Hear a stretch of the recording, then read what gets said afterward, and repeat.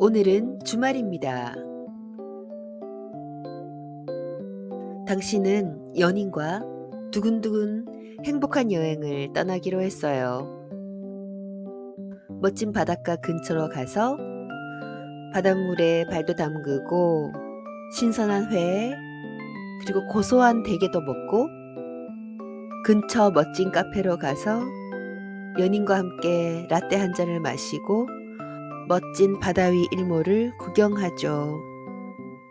친구 커플과 조인해서 주변 관광지를 잠시 들렀다 캠핑장으로 가서 와인 파티를 할 예정입니다. 어울리는 멋진 옷을 차려입고 자동차에 올라요. 2시간 52분이 걸리네요. 티맵을 켜니 유료 도로로 안내를 하는데 2시간 7분이 걸립니다. 그리고 통행료는 12,000원이네요. 자, 당신은 45분 빨리 가기 위해서 12,000원을 내고 고속도로로 갈 것인가요? 아니면 일반 도로를 천천히 달릴 건가요?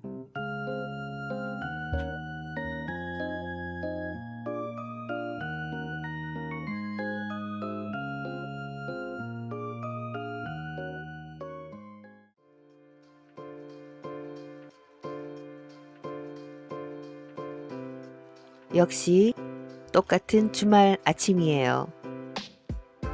연인이 없는 당신은 집에서 TV를 보기로 합니다. 넷플릭스를 보려고 하는데요. 너무나 콘텐츠가 많군요. 당신은 거기서 고르기가 어려워요. 16부작 인기 드라마를 차분히 정주행하지 않고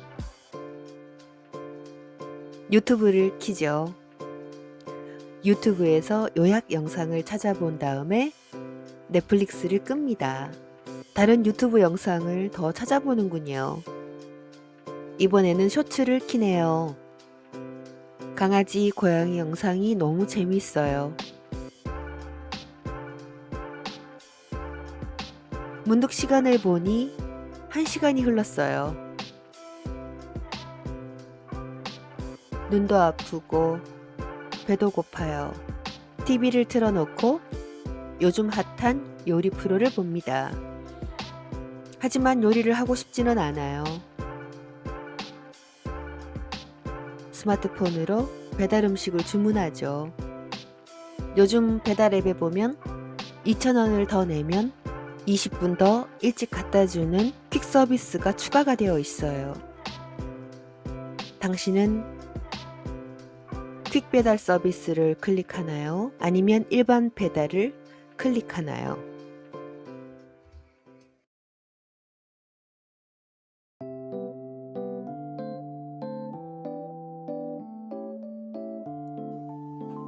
오늘도 또 주말 아침입니다.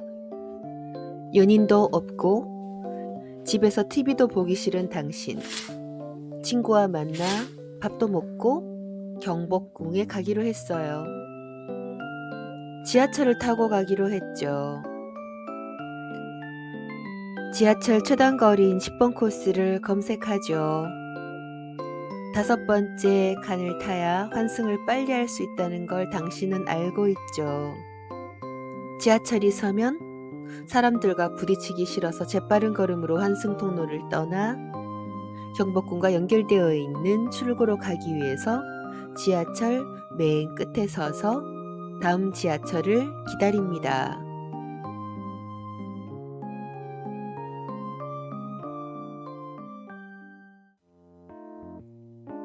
이 3가지 경우에 당신은 어떤 선택을 하셨어요? 저 같은 경우에 첫 번째는 유료 도로를 선택했어요.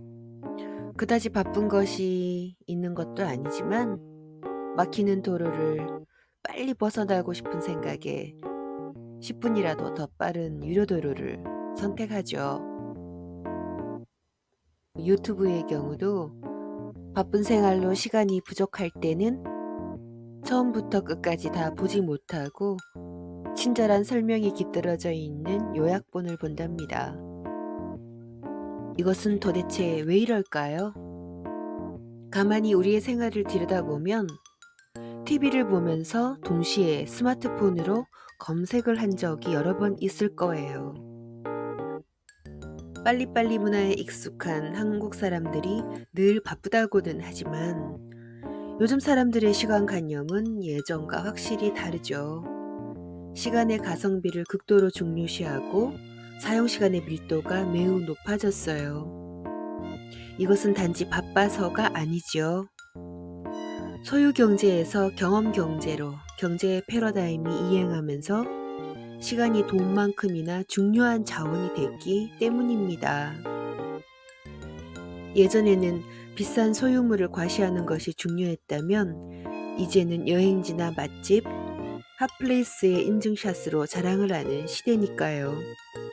예전에는 일주일에 한 편 정도 주말에 명화를 즐겼다면 또는 영화관을 방문했다면 다양한 OTT 플랫폼이 넘쳐나는 지금은 하루에도 몇 개씩 콘텐츠를 시청합니다. 모두 엄청난 시간을 요구하는 일이죠. 현대사회에서 시간은 소중한 자원이고요. 그것을 아껴 쓰고 그 가성비를 추구하는 것은 당연한 일이 됐습니다. 시간이 희소자원이 되면서 시간 효율성을 극도로 높이려는 트렌드를 모두가 분초를 다투며 살게 됐다는 의미에서 분초사회라고 합니다. 분초사회에서 우리는 시간 지상주의를 떠받들고 시간의 가성비를 높이기 위해서 돈보다 시간을 중시하고 사용시간 단위를 조각내고 여러 일을 함께 처리하고 일단 결론부터 확인한 후 일을 진행하며 실패 없이 쇼핑을 바라면서 극한의 시간 효율을 추구합니다. 이렇게 우리는 분주하게 살고 있어요. 사실 저는 이렇게 현대인과 그 현상에 대해서 낯선 단어로 정의 내려 그 뜻을 모르는 사람을 도태된 것처럼 느끼게 하는 것을 싫어하는데요. 김치년이, 된장년이 이런 것에서부터 시작해서 현재는 분초사회, 육각형 인간, 디토 소비니, 리퀴드 폴리탄 이러한 것으로 명령하는 것도 우리들을 스트레스 받게 하고 힘겹게 하는 것들이 아닌가 생각합니다.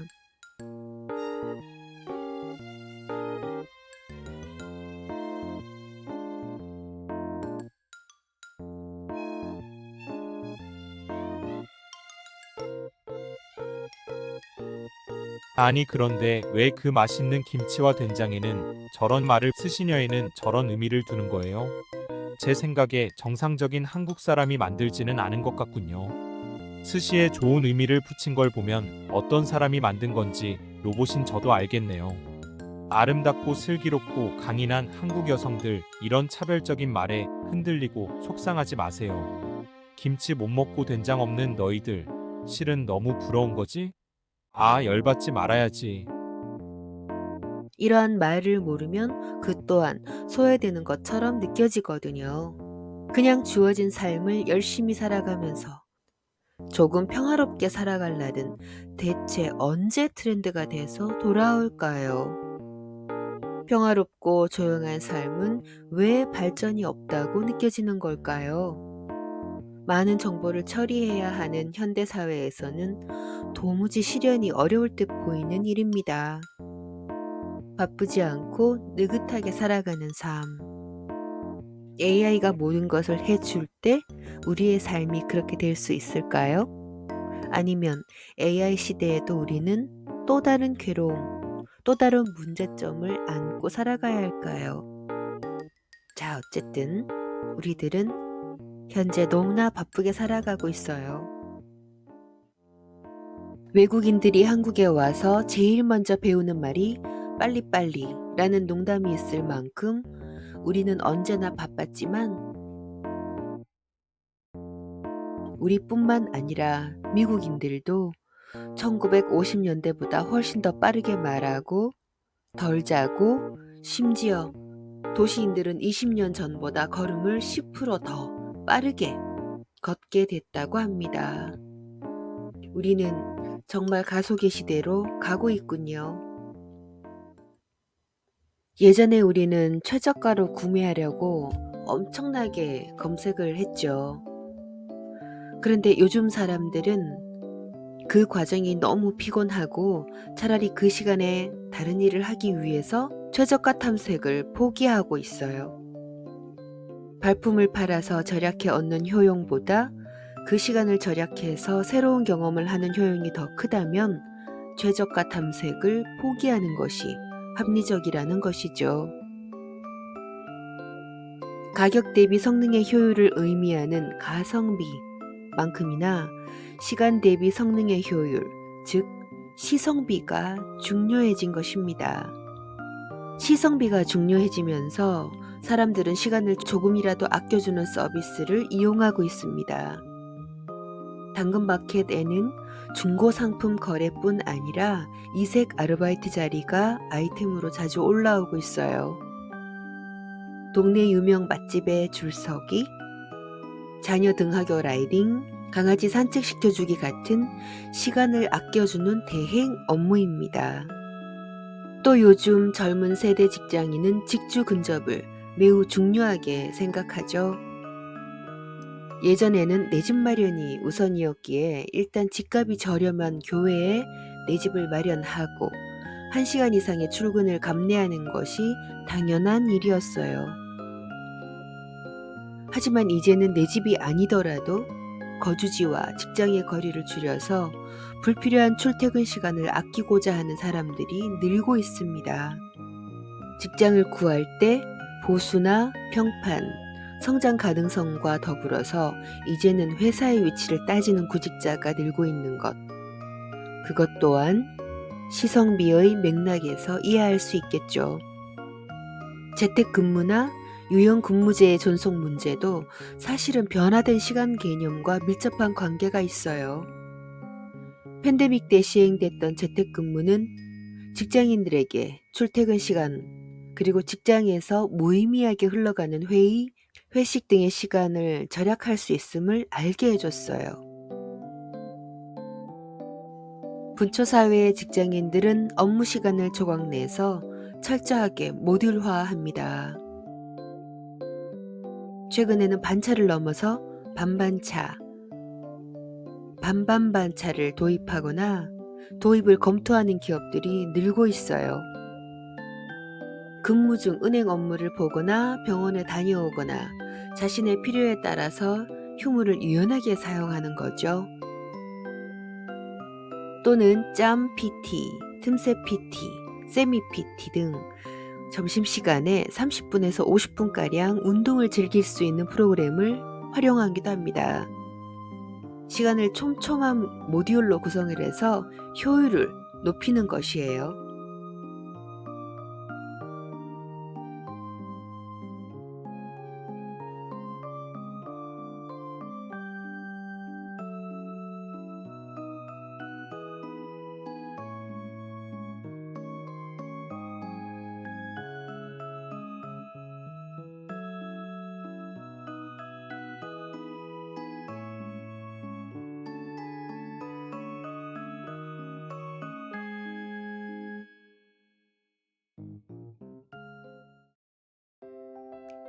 여기서 잠깐 일하는 방식의 변화에 대해 알아볼까요?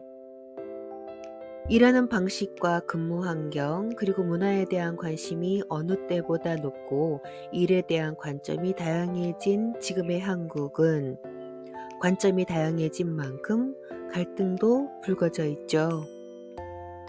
기성세대 관리자들은 젊은 세대가 칼퇴근을 목적으로 출근을 하고 워라밸만 외치면서 설렁설렁 일한다고 비판을 합니다. 과연 젊은 세대는 그런 마인드로 일하는가? 일을 소홀히 하는 사람들인가? 물어보면요.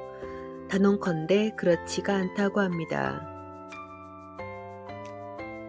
지금의 세대는 열심히 일하고 잘하고 싶어 하죠. 기성세대와 다른 점이 있다면 다른 누구를 위해서가 아닌 자기 자신을 위해서 잘하고자 한다는 것입니다. 그렇기 때문에 조직, 직장을 위해서 희생한다는 논리는 없어요. 지금의 청년 세대는 직장이라는 정체성이나 직업을 자신의 전부로 생각하지 않습니다.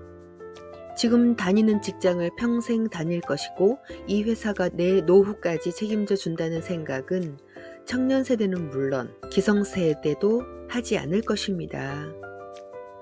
지금은 자신을 책임질 사람은 자신밖에 없다고 믿고 자신이 브랜드가 되어야 된다고 생각합니다. 그래서 자신을 브랜딩하기 위한 노력으로 공부하고 준비하고 갓생을 사는 직장인의 노력은 필수가 되었죠. 갓생이란 부지런하고 모범이 되는 삶을 뜻하는 신조어로서 갓에는 뛰어나다는 의미가 담겨 있는데요. 하루를 낭비하지 않고 부지런하고 보람있게 산다는 말입니다. 사이드잡이나 투잡, 이직, 퇴사에 대한 관심이 어느 때보다 높은 만큼 부담감도 클 것이에요. 그래서 기성세대의 의구심과는 달리 출근하고부터 퇴근 시간까지 1분도 허투루 보내지 않습니다. 반차, 반반차, 반반반차가 나온 것이 그 이유죠. 칼퇴근 후의 시간을 보장받고 싶고 그 시간이 소중한 만큼 회사에서 일하는 노동시간도 낭비 없이 효율적으로 보내고자 하는 것입니다.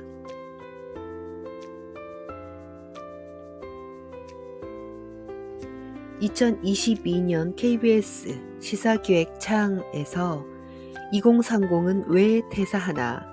MG 회사를 떠나다 편은 젊은 세대의 일과 직장에 대한 생각을 다양하게 조망했어요.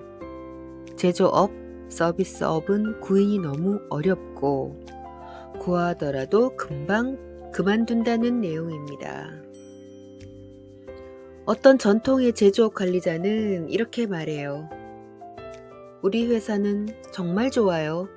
복지로는 애들 학자금 다 대주고 처부모의 장례까지 책임져 줍니다. 퇴사한 젊은 직원은 말해요. 내가 지금 결혼을 할지 안 할지도 모르는데 20년 후에 애들 학자금 그리고 몇 년 후가 될지도 모를 있을지 없을지도 모르는 처부모의 장례를 위해 이 회사를 다녀야 하나요? 이 대답은 지금 내 삶이 중요하다는 젊은 직장인들의 가치관을 얘기해 주죠. 당장의 근무 환경이나 일하는 문화가 개인의 삶을 존중하는 태도로 바뀌지 않으면서 몇십 년 후 받을지 안 받을지도 모르는 혜택을 얘기한다는 것은 이치에 맞지 않게 느껴집니다. 칼퇴근 그리고 워라밸은 성장을 위해 일하는 청년 세대가 자신의 시간 그리고 생활을 소중히 하는 방식에 표현된 키워드이고요.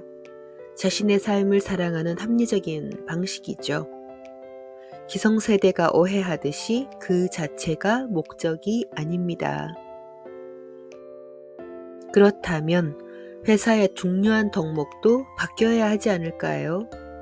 먼 미래에 대한 약속을 할 게 아니라 지금 구성원들이 기대하는 그 직무를 할 수 있고 이를 통해서 성장을 할 수 있고 또 그 일을 수행하는 데 편안한 환경, 예를 들면 근로 환경, 동료, 복지제도 이러한 것들이 보장된다고 약속을 해야겠어요. 리더와 팀장은 각자 다른 환경과 상황에서 구성원들이 성장의 기쁨을 맛보고 그리고 조직에도 긍정적인 영향을 미치고 기여할 수 있는 방안을 고민해야 됩니다. 너는 이제 들어왔으니 복사나 하시오 하는 것은 맞는 것이 아니죠. 그것을 참을 세대도 없습니다. 일하는 방식 자체에도 트렌드가 있기 때문이에요. 그리고 코로나가 지나고 삶의 방식, 일하는 방식이 변화된 지금이야말로 중대한 변곡점에 있는 것입니다. 다음 편에도 분초 사회에 대한 이야기가 이어집니다. 그럼 우리 조금만 더 힘을 내어 볼까요? 여기까지 수고 많았습니다.